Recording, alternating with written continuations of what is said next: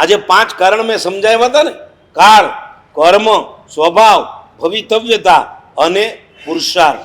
આ બધું જ્યારે ભેગું થાય ત્યારે આત્મા સમ્યક દર્શન સુધી પહોંચે છે.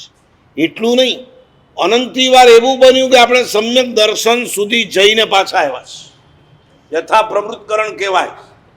અનંતી વાર, જેમ તમે એમ કહો કે હું દિલ્હી છે કે મોદી સુધી એમ જઈને પાછો આવ્યો, ત્યાં સુધી પહોંચી ગયો, એના ઘર એના બંગલા સુધી પહોંચી ગયો, પણ ત્યાંથી મારે પાછા આવવું પડ્યું. આવા કેટલાક હશે ને કે જેઓ 1000 વખત ગયા હોય. ચલો મોદીને છોડો, પણ ઓલો શાહરૂખ ખાન, અમિતાભ બચ્ચન, એનું મોઢું જોવા માટે કેટલા લોકો ક્યાં ને ક્યાંથી આવતા હોય છે. અને પછી ઓલો ના દેખાય તો પાછો જાય, ઓલાના દંડા પડે, પાછો જાય, પાછો આવે, પાછો જાય. પછી કે આ 24મી બાર આયા હું, તબ મુझे उनके दर्शन हुए.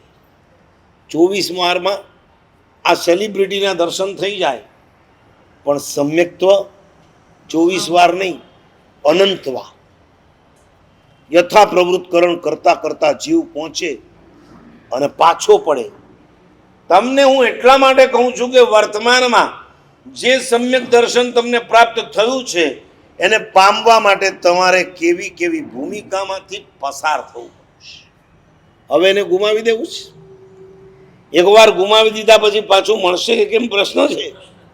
તો એવું સમ્યક દર્શન એ જ્યારે આત્મામાં પ્રગટે છે ને, અવર્ણનીય આનંદ, અવર્ણન, જેનું વર્ણન ન થઈ શકે એટલો આનંદ જીવને જ્યારે સમ્યક દર્શન મળે.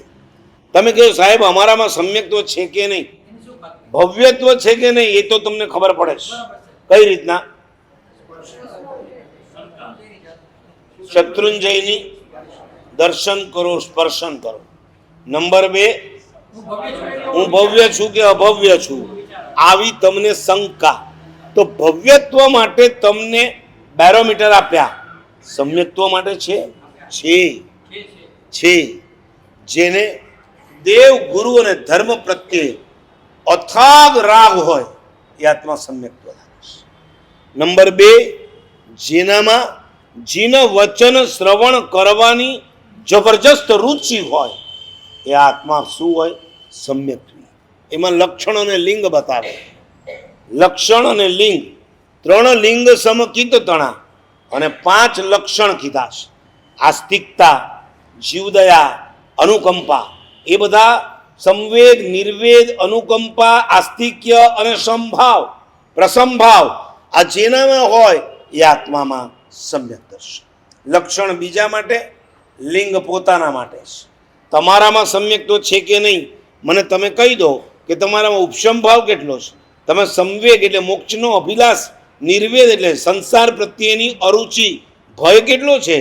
તમારામાં અનુકંપા એટલે જીવો પ્રત્યેની મૈત્રી, દયા છે કે નહીં. આસ્તિકતા, હું આત્માને માનું છું, કર્મને માનું છું, જીવને માનું છું, આ લોકને માનું છું, પરલોકને માનું છું. આને શું કહેવાય? આસ્તિકતા. આ બધું જેનામાં હોય એનામાં શું હોય? સમ્યક. આ બેરોમીટર્સ, આ થર્મોમીટર્સ. આવું સમ્યક્ત્વ રવાના જો થતું હોય તો મિથ્યાત્વ છે. આજે તમને મિથ્યાત્વના 5 પ્રકાર બતાવવા છે. કર્મગ્રંથ જેવો ભણ્યા હશે એને જરા ખ્યાલ હશે. મિથ્યાત્વના કેટલા પ્રકાર કીધા? 5. નંબર 1, આભિગ્રહિક મિથ્યાત્વ.